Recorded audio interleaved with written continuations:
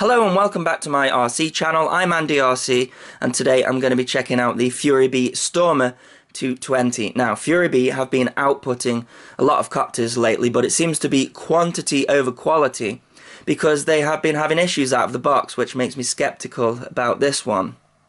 So, out of the entire FuriBee range, there's actually only 3 copters that I was happy with out of the box. The first one was the Futon 200, sadly discontinued. They need to go back to their roots with that because that one was fantastic. It was lightweight, it was cheap, and it was powerful. It could compete against any 5-inch build today. Sadly discontinued.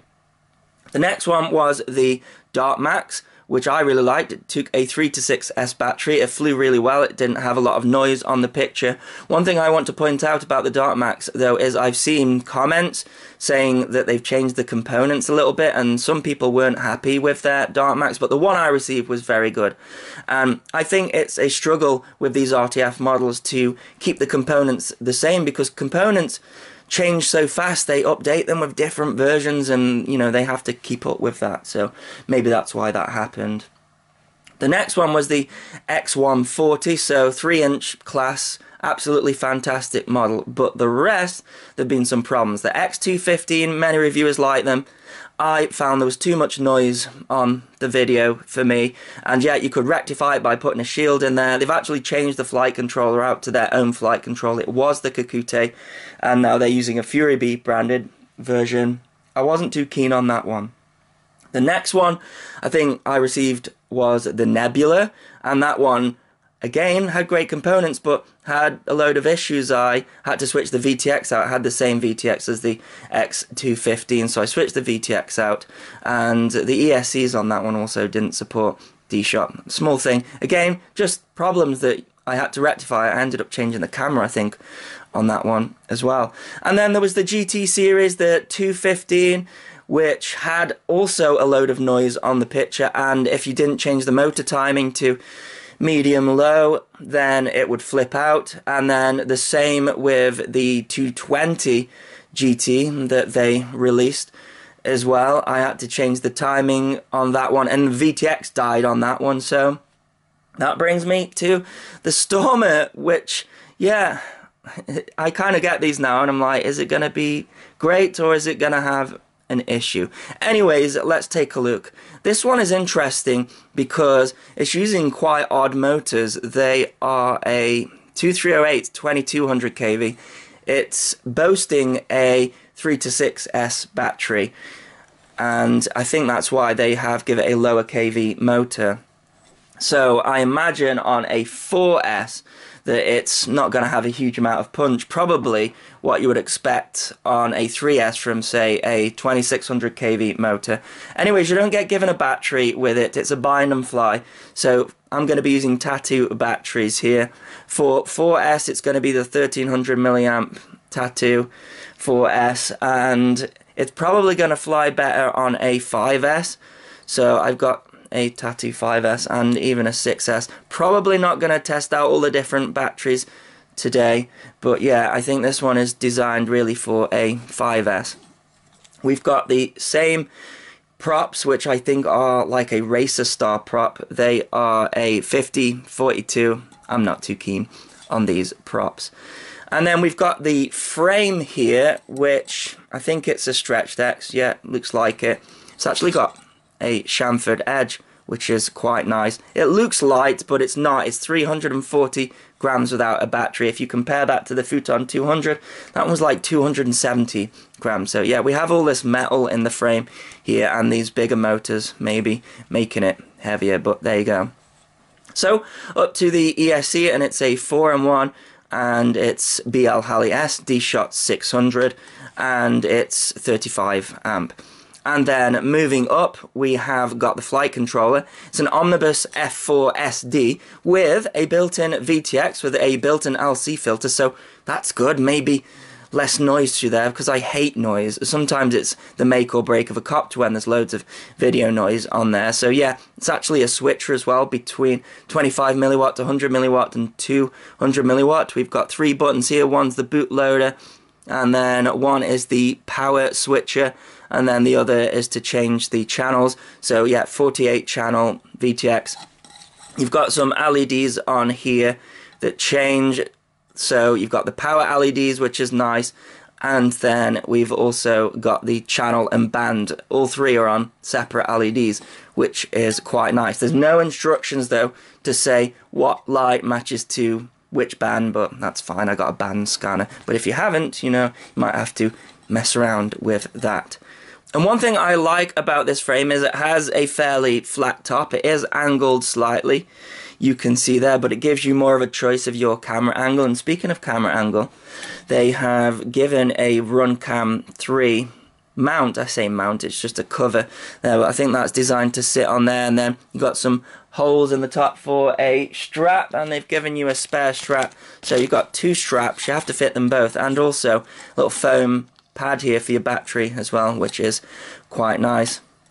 We've got a buzzer on the back and some LEDs which are connected to the DIN, and you'll notice that I have put a cloverleaf antenna on here because that is just my preference. It comes with a pagoda. I'm not a big fan of the pagoda. It is a RPSMA connector, and the screw was loose here. So I've tightened that up, and to do that I removed the two screws out of the back of the LED. Actually in quite nice. It's quite a nice frame, this one. And then I tightened it up. You have to be careful because you don't want to break the bottom of the connector off when spinning it around, so definitely worth tightening that up. One thing I like about this is the receiver. It's come with an XM Plus. Now, it says that the only receiver option is a FreeSky, so I was a little bit skeptical about that because they usually give you one of those little D8 ones. No, it's an XM Plus. Really, really nice. The camera, they are saying, is a FuriBee HS1177, and it's not. It's a 16:9 CMOS camera, same as the ones that are in all of these FuriBee products. So yeah, 16:9. It does have a nice lens on it though, a 2.5mm lens, but I don't know why they keep putting these 16:9 cameras in there when, you know, you could probably get a cheap CCD camera these days, even those micro ones, very cheap. So it's come flash with Betaflight version 3.2. It already had a setup in there. Interestingly, the receiver was set up on the UART 6, and that was wrong. It's UART 1, so I had to change that, and I put my own rates in there. It's just got the stock Betaflight PIDs in there for 3.2, and I've gone in and changed some of the on-screen display around. I'm not going to fly it with the medium low setting on here because it seems to be a different ESC board than the rest, so I'm going to try it stock and see how that goes. So you don't get given a lot of other stuff in the package. We've got a spare set of these props, which I would recommend Dell Cyclones every day over these anyways, and yeah, no instructions. The box is different than your usual FuriBee branding, so maybe this has come from a different team. We've got FuriBee all over it as well. Yeah, so I'm a little bit skeptical about it. Actually got heat shrink over the motors there as well. I mean, it seems like a really nice model, but let's go and take it for a fly and see if that is the case. Okay, let's go for the line of sight with this guy. This is just with a 4S battery, so I'm not expecting big power from it. So let's see what that is like, and also let's see if it does any crazy flips. Well, no flips, and actually power not too bad. But yeah, I can tell there's a difference in power compared to the higher kV motors that we are used to.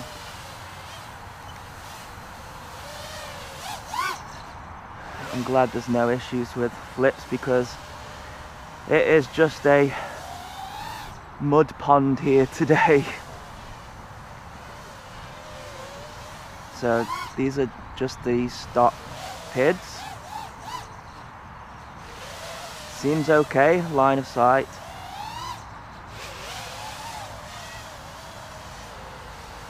It's flying alright. Feels pretty smooth.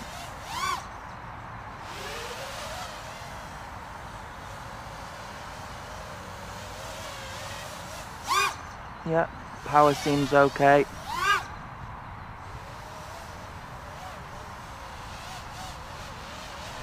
Not too keen on these props, as I say. I think some better props would produce a bit more thrust as well on the 4S.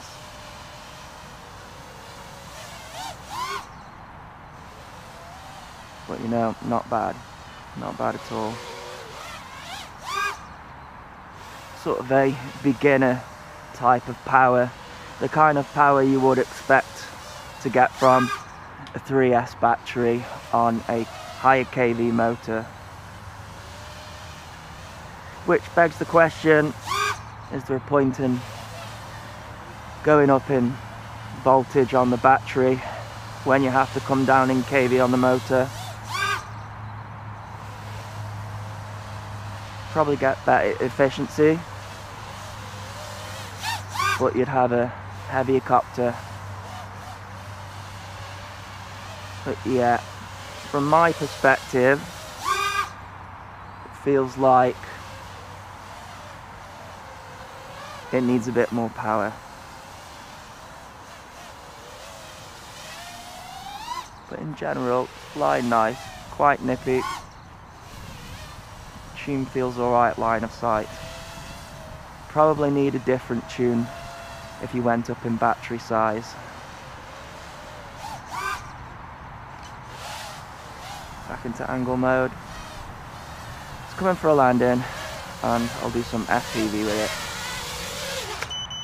So I was all ready to come out and say this is a solid copter because there's next to no video noise coming through. It needs a bit of a tune, but in general it flies pretty nice. Then this happened. It's a problem with the camera, and somehow I managed to land it back at my feet. I found that with this sort of stuff, that the best thing to do, unless it's like, you know, putting people in danger or something, is to just keep flying. And I managed to sort of like reference the trees, and I could see there's the house there, and I sort of guessed where I was flying. I managed to land it. Anyways, there's a problem with the camera. My first worry was that it was a problem with the VTX, because that'd be more catastrophic, and it was random as well, by the way. And at first I thought it was only in backflips. You can see there different artifacts there. And yeah, it's a problem with the camera. So I think just another one here. This one was really bad because it just everywhere went dark. And you can see there, it didn't do it in a backflip. It just went like that. And again, somehow managed to land it. Very lucky. So I thought it might be the VTX. That was my biggest worry. And the fact that the VTX is attached to the flight controller, it'd be catastrophic. So what I did was I actually took a camera out of the FuriBee Nebula. I didn't want to go and put a CCD camera in there just in case, you know, it'd be a waste. So I removed the camera from the Nebula because I thought it was super poor quality, and combined with the amount of noise produced by the Nebula as well, it just wasn't a great picture. Anyways, I put the camera on this copter from the Nebula and it no longer did it. So I would say that it is a faulty camera. Now, I absolutely believe, and you'll probably see other reviews of this model once they come out, that it's a solid copter, and it definitely would have been if my camera hadn't have failed. And luckily it's something that I was going to switch out anyway, because yeah, I actually think this is a pretty decent setup. Yeah, the motor choice is a little bit of a pain, and if you want to get more power out of it, then you're going to have to go 5S, which I'm going to try at another point, because it doesn't necessarily mean that it's going to fly on a 5S, but it flew on a 4S. It needed some tuning though. There was some pitching when I was throttling up on the roll and also the pitch axis. So yeah, the stock tune, it'll fly, but it needs improvement. The props I'd switch out as well. So yeah, it's a fairly solid copter, better than some of the other releases that have been out there from FuriBee. And to be fair to them, components fail. You know, we're in a hobby here where we're using DIY cameras, and you know, even though they're sort of more purpose built now for FPV, stuff fails because there's a lot of electronics going on there. And it was very cold as well, by the way. It's like -2, but you know, I don't think that's an excuse. I don't think that's why the camera broke. You know, this one is fine, and I'm flying multiple copters in these conditions and not having issues, so I don't think it was down to the temperature. But yeah, other than that, I think it's a fairly decent copter. There's not a lot of noise on the picture. There's more noise when I use this camera, but this camera's garbage, so I imagine if you took like a micro CCD camera, which I don't understand why they're not using, because FuriBee have their own micro Swift. Just stick that on there. It's better quality than any of these so-called 16:9 CCD cameras. They're definitely not CCD cameras, I don't think.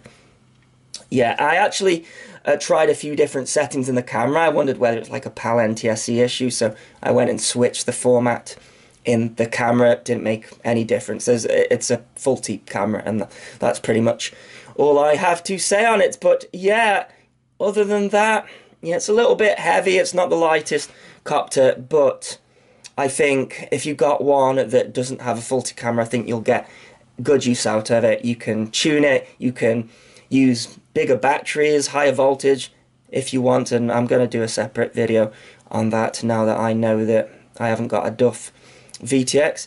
And there you go. So yeah, that's pretty much a full flight. The flight time was about 3 to 4 minutes, nearly a 4-minute flight time. One thing I liked about the lower kV motor is that it never drew too many amps, so it always stayed above 14 volts. But there you go, I'm going to come in for a landing. I'll put a link in the description if you wish to check one out. And as always, thanks so much for watching. Please continue to subscribe. Cheers.